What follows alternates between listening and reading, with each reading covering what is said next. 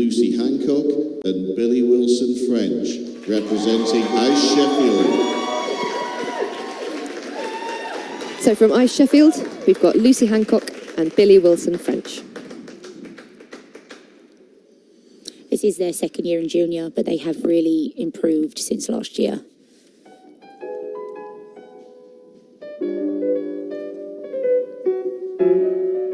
I remember the days of just keeping time, of hanging around in sleepy towns forever. Back roads empty for miles. Well, you can't Let's start the tea time foxtrot. Very good interpretation so far. But when I saw you, I knew we'd go together, like a wink and a smile. Leave your old jalopy by the railroad track. We'll get a hip, double dip, tip-toppy to see Pontiac.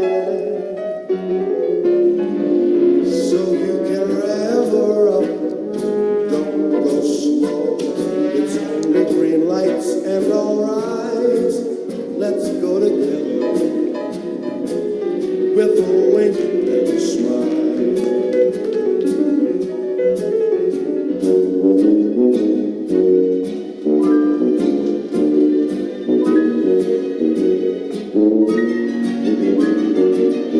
We go together like a wink and a smile.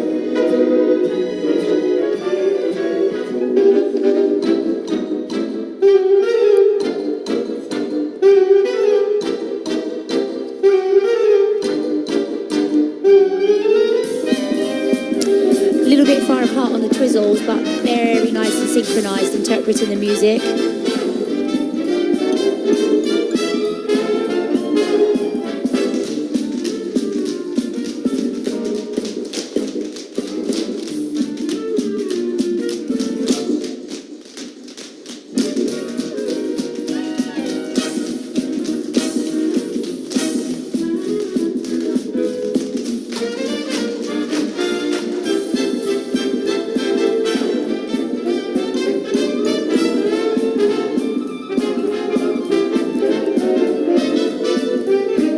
Very nice character throughout that step sequence.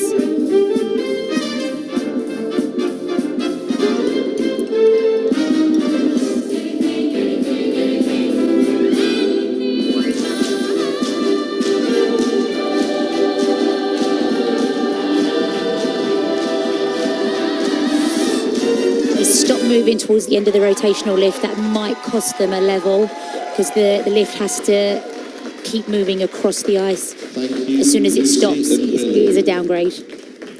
But we'll see what the technical panel thinks. Sometimes when the technical panel review things, you look back on it and it's not as bad as you thought it was, so it might not be enough to affect the level. So sometimes having that replay is actually beneficial to the skaters. Yes, definitely, definitely. It's everything is happening so quickly, but for the technical panel and the judges, it is quite easy to miss things or misinterpret things. So just having that replay, it really, really does help. It's to the skater's advantage. Because the judging team for skating, it's really large, isn't it? And everybody has their specialist area. Yes, yes. So you have the judging panel, and they assess the quality of what the skaters are doing. So that's the GOE. And then they have skating skills, performance, timing, all things like that. And then the technical panel, the elements, the twizzles, the lift, the step sequence, the tea time foxtrot, they assess that. And there's different levels, different requirements to get the levels for them to get their score. So it's quite specialist. Yeah, there's an awful lot goes into it. Like we said earlier, like what we're seeing on the ice is sort of the pinnacle of an awful lot of training support from lots and lots of different people. Yeah, it's, kind of 5-6 days a week for the last sort of like 9-10 months. You're seeing of work on the ice.